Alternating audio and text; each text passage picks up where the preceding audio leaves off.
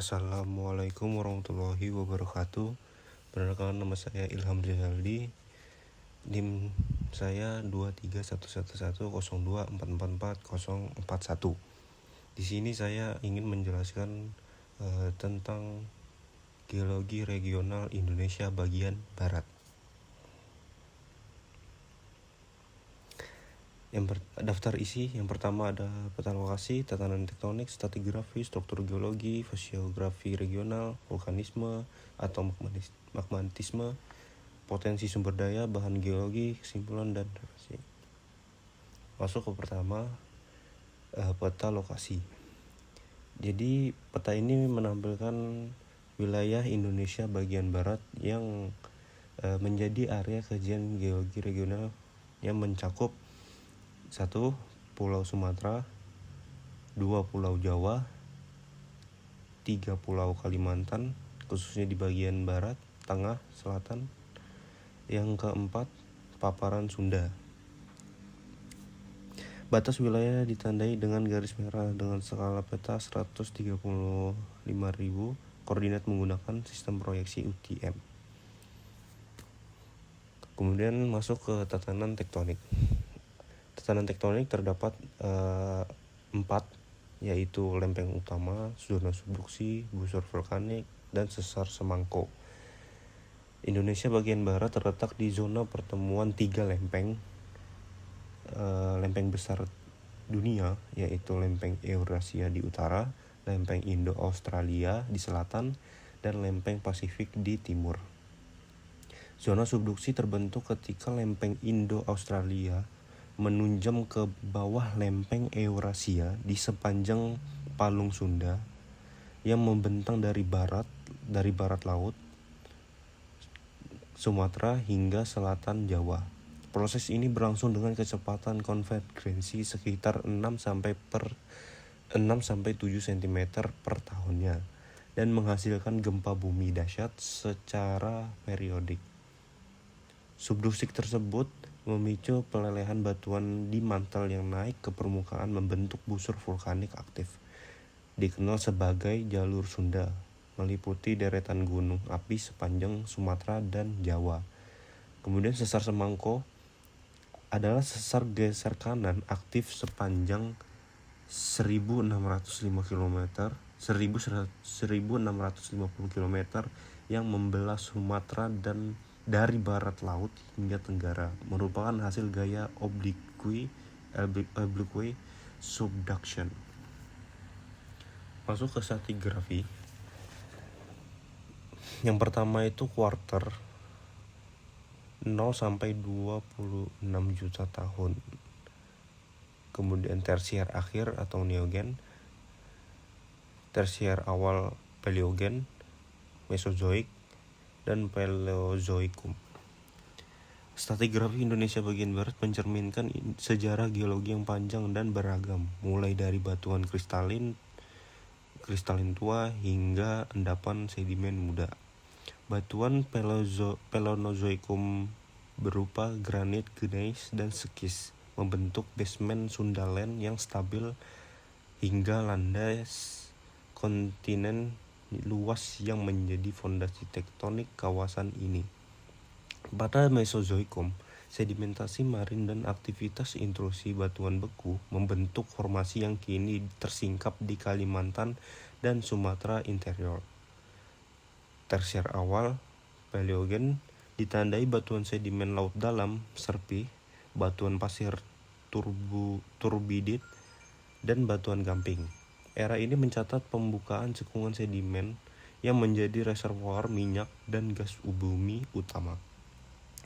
Tersier akhir neogen menghasilkan endapan delta dan pesisir tebal termasuk formasi muara di Sumatera Selatan kaya akan batu bara, hidrokarbon.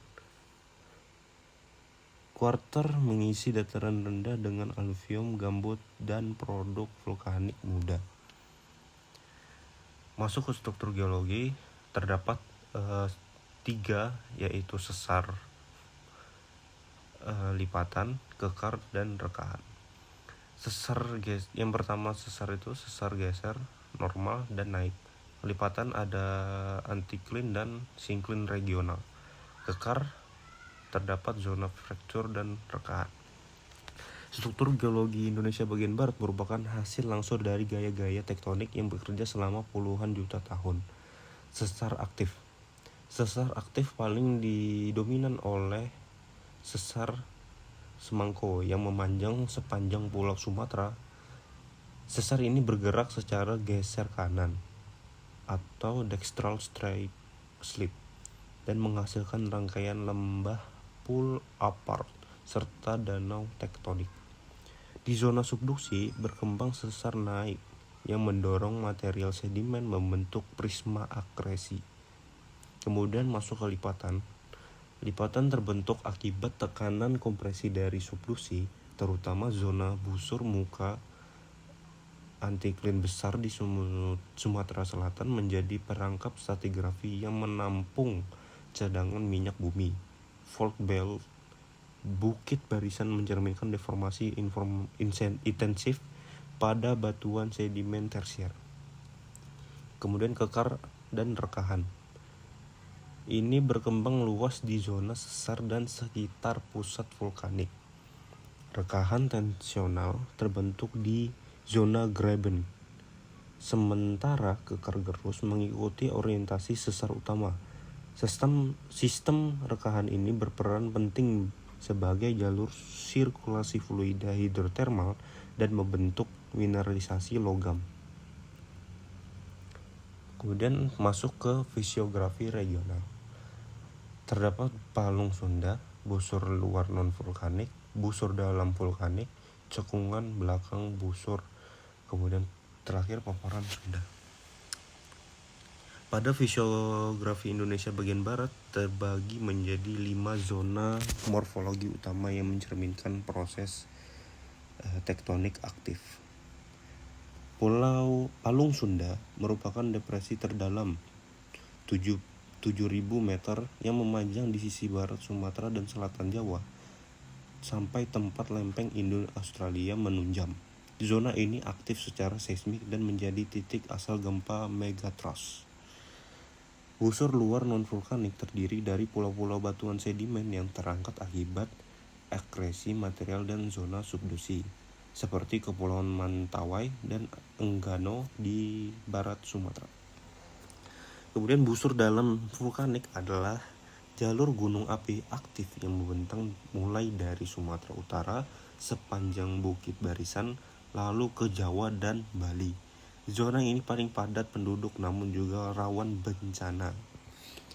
Kemudian cekungan belakang busur atau Bark Arc Basin mengisi ruang antara busur vulkanik dan paparan Sunda. Sebagian terisi sedimen tebal yang kaya hidrokarbon. Paparan Sunda sendiri adalah landas kontinen luas, dangkal, kurang lebih 200 hektar, merupakan sisa daratan Sundaland yang terendam sejak akhir zaman es. Vulkanisme atau magmatisme. Terdapat 127 gunung api aktif di Indonesia. 35-nya di Sumatera, 45 di Jawa. Vulkanisme Indonesia bagian barat merupakan dampak langsung dari subduksi lempeng Indo-Australia. Magma terbentuk saat lempeng yang menunjam mencapai kedalaman tertentu sekitar 100-150 km, memicu pencairan persial batuan mantel yang kemudian naik membentuk gunung api. Toba Super Volcano di Sumatera Utara adalah salah satu sistem vulkanik terbesar di dunia. Letusannya sampai 74.000 tahun lalu 74.000 tahun yang lalu menghasilkan kaldera seluas 100 kali 30 km dan menyebabkan musim dingin vulkanik global. Gunung Krakatau, Selat Sunda, dan Gunung Merapi, Jawa Tengah. Itu adalah contoh gunung aktif yang paling dikenal di dunia. Magmatisme intrusi membentuk batolit granit di gunungan Bukit Barisan Sumatera dan pegunungan Scheuner Kalimantan yang berkaitan dengan mineralisasi emas, timah, dan tembaga. Aktivitas hidrotermal terkait vulkanisme menjadikan kawasan ini salah satu daerah potensi panas bumi terbesar di dunia. Masuk ke potensi sumber daya alam. Sumber daya alam ini terdapat 4, yaitu energi fosil, geothermal, mineral logam, dan mineral industri. Kekayaan sumber daya alam Indonesia bagian barat terbentuk melalui proses geologi ratusan juta tahun yang lalu. Energi fosil. Yang pertama, energi fosil. Cekungan sedimen tersier di Sumatera Tengah, Sumatera Selatan, dan Natuna menyimpan cadangan minyak bumi dan gas alam yang signifikan. Sumatera merupakan tulang punggung produksi minyak Indonesia selama lebih dari 1 abad. Batu bara kuartz tinggi, yaitu kalorinya hingga 5.000 kal per kilogram, terdapat melimpah di Sumatera dan Kalimantan. Yang kedua, mineral logam. Itu timah di Bangka Belitung berasal dari granit tersier yang kaya kasiterit. Emas dan tembaga porfiri terdapat di sabuk magmatik Sumatera. Bauksit atau biji aluminium tersebar luas di Kalimantan Barat. Kemudian masuk ke yang ketiga, geothermal. Indonesia menguasai sekitar 40% potensi panas bumi dunia. Sumatera memiliki jalur geothermal sepanjang Bukit Barisan dengan kapasitas ribuan MWE belum termanfaatkan. Yang terakhir, mineral industri. Batu gamping sebagai bahan baku semen, pasir, kuarsa untuk industri kaca dan semikonduktor, serta zeolit dan bentonit untuk industri kimia. Masuk ke bahaya geologi. Terdapat 3 bahaya geologi, yaitu erupsi gunung api, tsunami, dan gempa bumi. Untuk erupsi gunung api, 127 gunung aktif, bahaya lavanya, abu vulkaniknya, awan panas, dan laharnya. Kemudian tsunami, yaitu dipicu gempa subduksi, zona pantai barat di Sumatera paling rawan. Yang ketiga, gempa bumi. Zona subduksi di Sunda dan Sesar Semangko menghasilkan gempa besar reguler. Erupsi gunung api menjadi ancaman paling konsisten dengan 127 gunung api aktif. Bahaya mencakup aliran lava, awan panas, hujan abu, dan lahar baik primer maupun sekundernya. Kemudian gempa bumi dihasilkan dari 2 sumber utama, yaitu zona subduksi Sunda dan Sesar Semangko. Bahaya lainnya meliputi longsor lereng curam, vulkanik, dan zona lapukan, likuifaksi pada tanah berpasir jenuh, dan subsidensi muka tanah di kota-kota pantai seperti Jakarta, Semarang akibat interaksi air tanah berlebihan yang diperparah oleh kenaikan muka laut.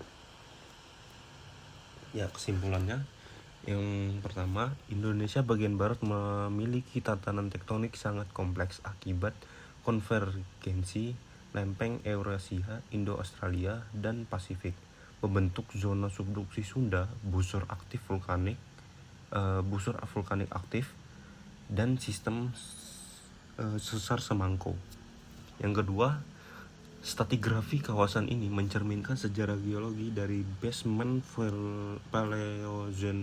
Paleozoikum atau Sundaland hingga endapan kuarter dengan cekungan sedimen tersier yang kaya hidrokarbon sebagai warisan ekonomi paling berharga.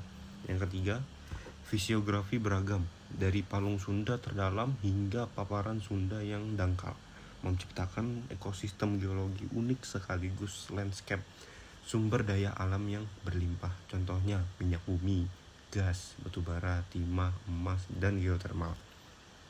Yang keempat, aktivitas tektonik yang tinggi menjadikan kawasan ini rawan multi bencana.